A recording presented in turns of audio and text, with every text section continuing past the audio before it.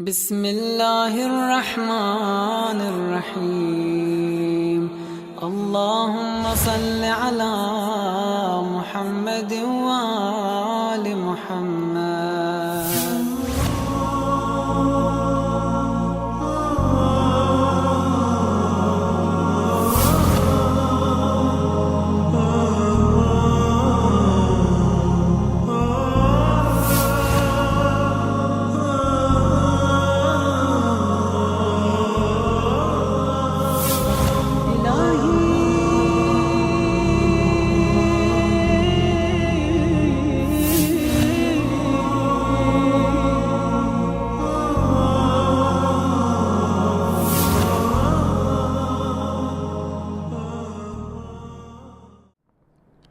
أعوذ بالله السميع العليم من الشيطان اللعين الرجيم بسم الله الرحمن الرحيم الحمد لله رب العالمين ولا حول ولا قوة إلا بالله العلي العظيم وصلى الله على سيدنا محمد وآل بيته الطيبين الطاهرين.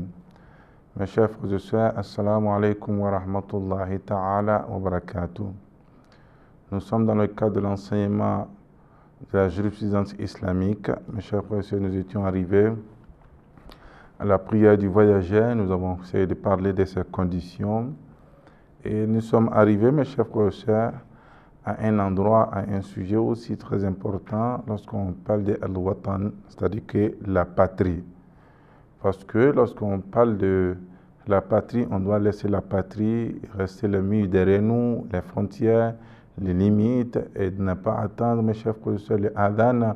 Eux aussi, souvent, nous avons un second patrie. C'est-à-dire que nous avons une première patrie, que notre ville là, ou le pays natal là, ou dans un autre pays dans lequel nous avons choisi à vivre dans ce pays, et qui n'est pas aussi le pays natal, mais seulement, mes chers frères et sœurs, sur le terme technique de la jurisprudence, on parle de deuxième patrie ici. Et nous allons essayer de vous aborder cette question, essayer de vous éclaircir de mieux, Inch'Allah, ce point. Le fait de parler du patrie, mes chers frères, c'est là on parle de villes, de villages, de pays, etc. Inch'Allah, est le lieu qu'on a choisi pour y vivre. C'est le lieu que l'on choisit pour y vivre. Et peu importe qu'il s'agisse de son pays natal, ou de celui-là que ses parents, et que l'on désire par le nom de partie mère, c'est-à-dire de ses parents, généralement on parle de la patrie natale, ou de lieu qu'on a choisi pour résider, sa résidence. On peut naître dans un pays et choisir un autre pays comme résidence et appeler ce pays-là qu'on a choisi comme résidence comme étant bien, mes chers frères et sœurs, la seconde patrie. Et tant qu'on n'a pas décidé, mes chers frères et sœurs, de s'établir définitivement dans un lieu ou autre que son pays d'origine, ce lieu ne peut être considéré comme sa patrie. Vous voyez, si on n'a pas décidé de s'installer définitivement dans un pays pour y vivre ou y rester, on ne peut pas considérer ce pays, mes chers frères et sœurs, même si l'on a décidé d'y vivre, mes chers frères et sœurs, momentanément, on ne peut pas considérer ce pays comme étant bien de la seconde patrie. Si ayant eu l'intention de rester, mes chers frères et sœurs, quelque temps dans un lieu qui n'est pas son pays d'origine, et c'est ce qu'on vient de dire, on les quitte pour aller ailleurs, tel un étudiant qui est obligé de passer quelque temps, mes chers frères et sœurs, en province pour raison d'études, et ce lieu n'est pas statut de patrie, mes chers frères et sœurs. On choisit un étudiant qui choisit un endroit, un pays, une ville, mes chers frères et sœurs, seulement que pour les études.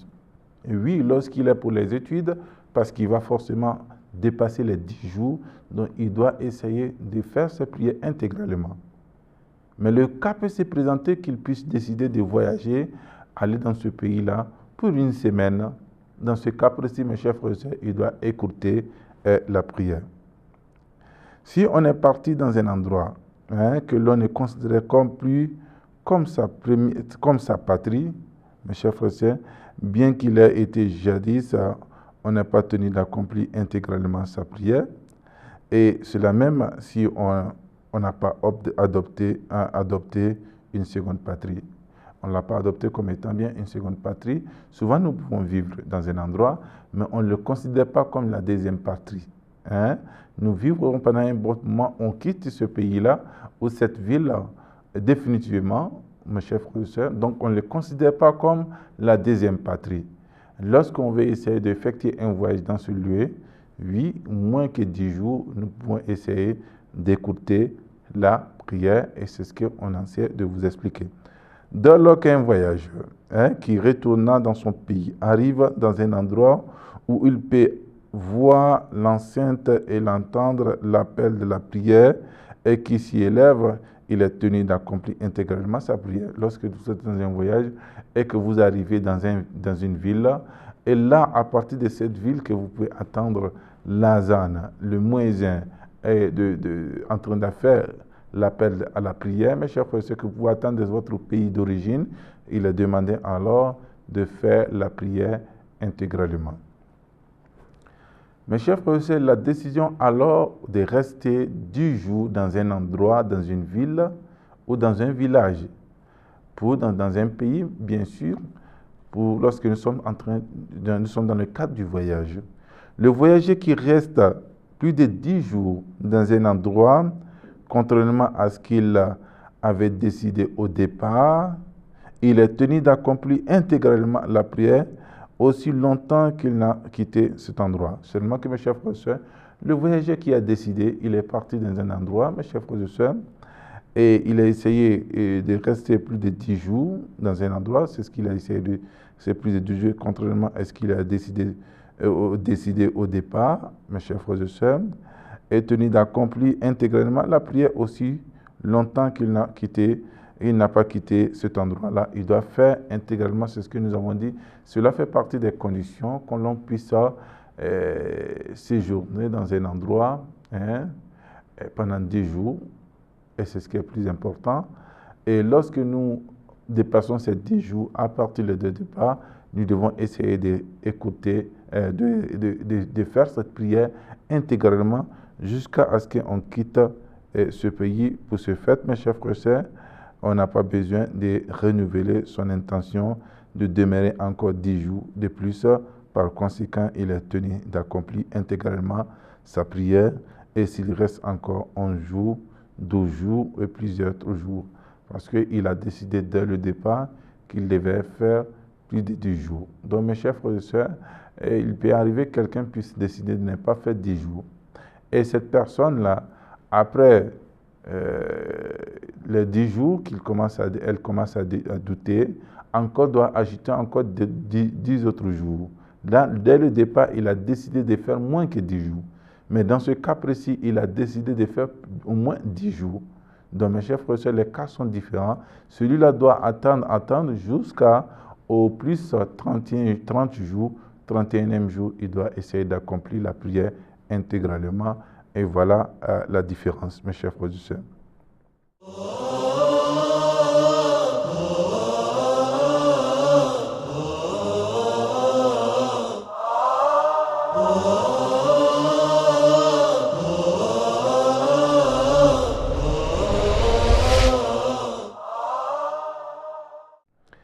Et il y a dans ce cas, Inch'Allah, si le voyageur revient de sa décision de rester 10 jours, pendant qu'il est en train il avait décidé réellement de 10 jours, et il détermine réellement, alors que moins de 10 jours qu'il va faire, il revient sur sa décision. Avant d'avoir accompli une prière de 4 rakats, il est tenu, mes chers frères, de réduire la prière. Avant d'accomplir la prière de 1 rakat, il est tenu de réduire la prière. Et après avoir accompli une prière de 4 rakats, il est tenu d'accomplir intégralement sa prière aussi longtemps qu'il demeure dans ce lieu de séjour. Donc voilà le cas de différence. Quelqu'un qui il a décidé de faire 10 jours, et après il revient sur sa décision. S'il avait déjà fait une prière de 4 rakats, écouter la prière de 4 rakats à 2 jours, en 2 rakats, oui, qu'il continue dans ce sens.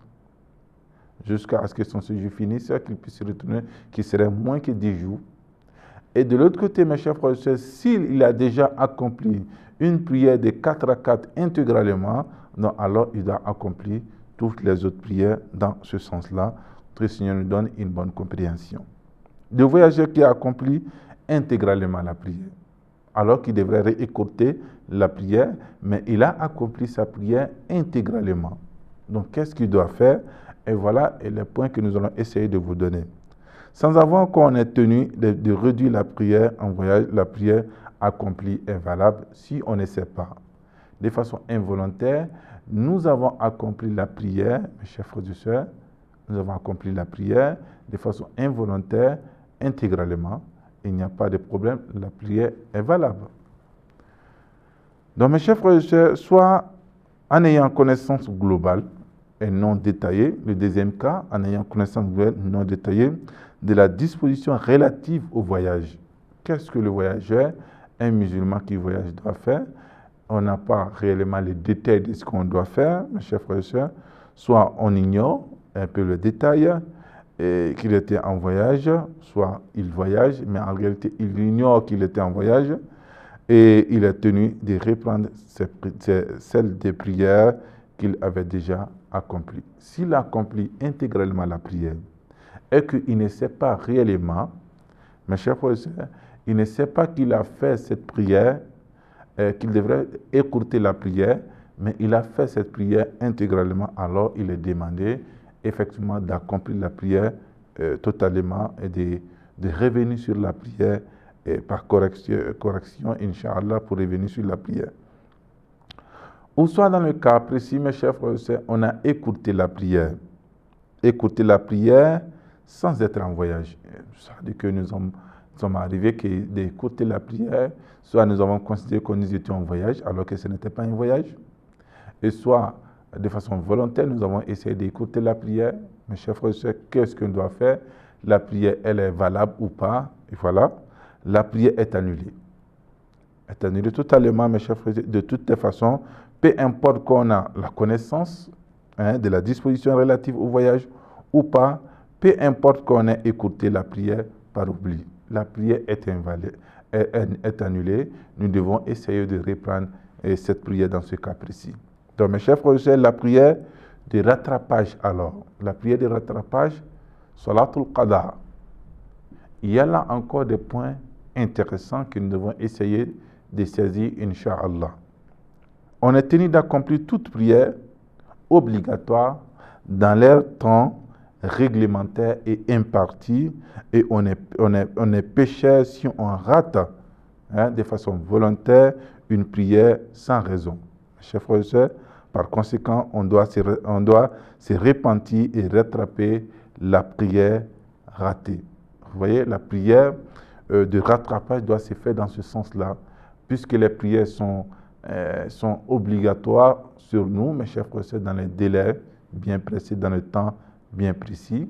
Et nous devons, par obligation que nous avons essayé de dire, ça fait partie des actes préliminaires de la prière, le respect des règles réglementaire de la prière. Donc, alors dans ce cas précis, mes chers frères et sœurs, si il s'avérait que quelqu'un a pu prier avant ou après les réglementaires de la prière, alors il doit rattraper cette prière, soit dans le temps imparti. S'il ne fait pas dans le temps imparti, alors là aussi, il fait dans le temps imparti. On ne parle pas celui qui a fait la prière avant l'heure impartie. Il doit reprendre la prière dans le temps imparti. S'il ne le fait pas là, mes chers frères et sœurs, après le temps réglementaire, il doit essayer de rembourser, de rattraper ces prières-là qu'on appelle Salatul Qada. Donc en réalité, mes chers frères, par conséquent, on doit se repentir et rattraper la prière. La prière est ratée. C'est tout à fait un péché de ne pas faire la prière dans les heures réglementaires de la prière, parce que inna salata kanat alal mu'minina kitaban mawquta. La prière doit être accomplie dans les heures choisies par Allah, dans les heures réglementaires et dans les heures imparties d'Allah subhanahu wa ta'ala. Donc mes chers frères et sœurs, il est important que nous puissions préciser ce point. Si dans ce cas que nous faisons, nous avons accompli la prière sans ces heures-là, mes chers frères et sœurs, de façon volontaire, nous avons péché, nous devons se repentir et essayer de rattraper toutes ces prières-là. On a l'obligation de rattraper la prière dans les deux cas ci-dessous. Rattraper la prière dans le cas ci-dessous. Nous avons le premier cas qui est alors on ne s'est pas acquitté de la prière dans le temps réglementaire. Après le temps réglementaire, on doit essayer de rattraper cette prière, mes chers frères et sœurs. En deuxième lieu, mes chers frères et sœurs, on se rend compte après le temps réglementaire que la prière accomplie est nulle. Alors, nous devons essayer de rectifier, de rattraper cette prière-là. Donc, mes chers frères et sœurs, il est tout à fait clair lorsque nous parlons de ces points. Celui qui est redevable d'une prière de rattrapage ne doit pas alors faire montre de négligence à son égard et qui, quoi qu'il ne soit pas dans l'obligation d'accomplir aussitôt, mes chers frères et sœurs, et c'est dans ce sens-là, Inch'Allah, et nous allons essayer de nous arrêter sur ces points et continuer, Inch'Allah, dans la séance prochaine, essayer de vous éclaircir une fois, chaque fois, Inch'Allah, sur ces points de prière, de rattrapage, Inch'Allah, Salatul Qada. Et sur ce, mes chers frères et sœurs, je vous dis Assalamu alaikum wa rahmatullahi ta'ala wa barakatuh.